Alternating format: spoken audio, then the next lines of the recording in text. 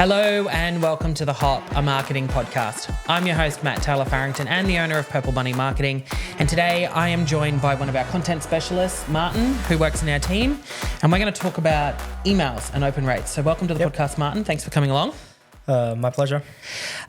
So the first thing we want to talk about today, and I mean, everyone talks about, getting the subject line just right, but what are the most important elements when it comes to an email subject line? All right.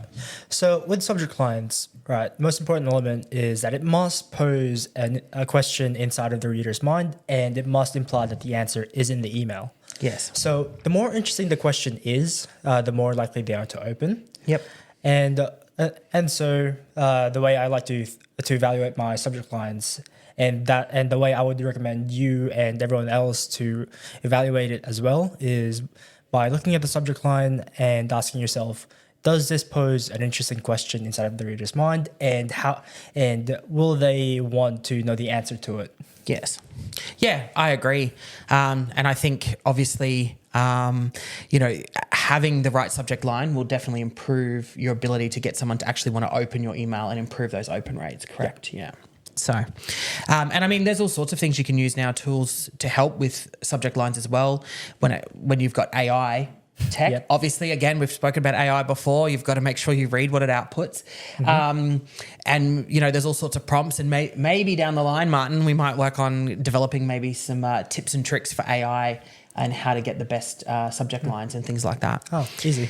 All right. So how can small business effectively segment their email lists to ensure their messages are relevant, which will then obviously help to improve open rates? All right. So the way you want to segment your email list is by analyzing your customers' behavior, depending on what they buy, or the way they reply to you. Yep. And then if you do that, you'll find that certain groups have certain things in common, and you may even find that you don't need to segment at all. Yep. So just analyze your customers' behavior, understand their psychographics, what their dreams, desires, burning problems are. Yes. And tailor your messaging to that. Yeah, agreed. I think there's, we talked about it just before we jumped onto chat, but, there's so much software now that you can use, whether it's MailChimp, Klaviyo, there's so many that you can utilize that give you that insight as to what articles they may have clicked on within a previous email. So you know that person is interested in that type of topic or whatever it may be. So, when you are segmenting your audience, you can be quite granular and make sure that your email is very targeted, which of course will basically skyrocket your open rates if you do that. Yeah. All right. So another one, because I get asked all the time, right? So many clients send me, what's the best time to send an email to get the best open rate? So what is the best time, Martin? And does timing actually play a role in open rates? All right. So I have a pretty specific take on the timing of when you send your emails, right? Yes. And it's that it doesn't really matter too much as long as your main audience is awake and is likely to check their inbox during that time. Yes. And also, as long as it's consistent. Right? Yes. So I don't know if you've heard of this experiment. It's called the Pavlov's experiment. No. Okay, so basically what Pavlov did is that he would ring a bell whenever he fed his dogs, and then he did that over a period of time, and it got to a point where every time he rings a bell, his dogs would salivate. Yes. So I think that principle could apply here, where you create routines, and then at a certain time, your audience can expect an email from you. Yes. Yeah, I think email marketing, there's couple of different ways you can approach it. Obviously, for clients who are just doing, entering into this, you really do need to build a strategy around your email. You don't just want to be dropping one email here and there when sales are skinny. You really want to have a consistent message going out, whether it is, a monthly newsletter. You've at least created a sequence there that people can expect, okay, around this time of the month, I'm going to get a monthly newsletter.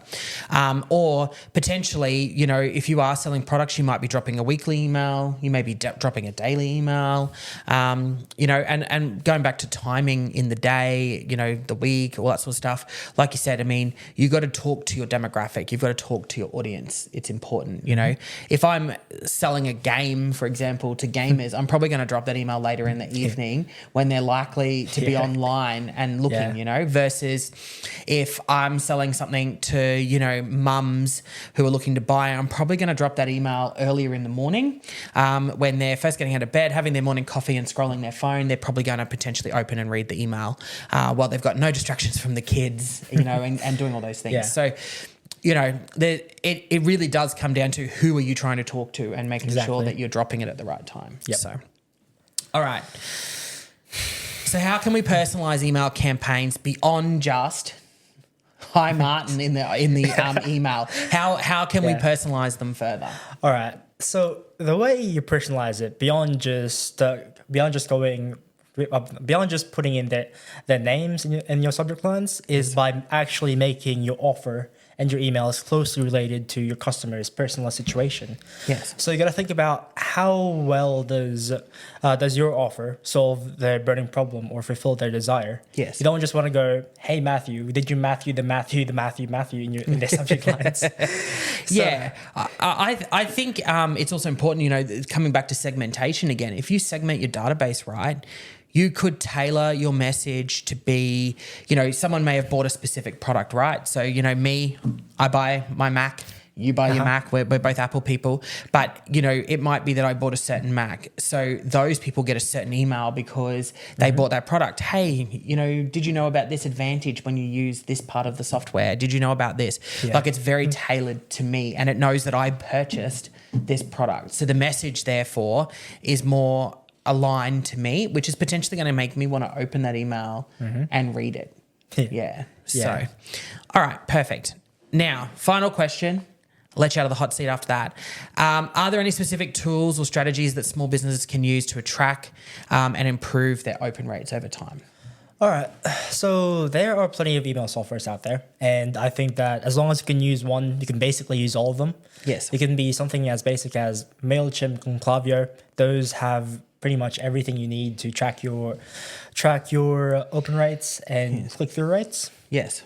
So, using those softwares, you can basically test your email subject lines and your email content. And yes.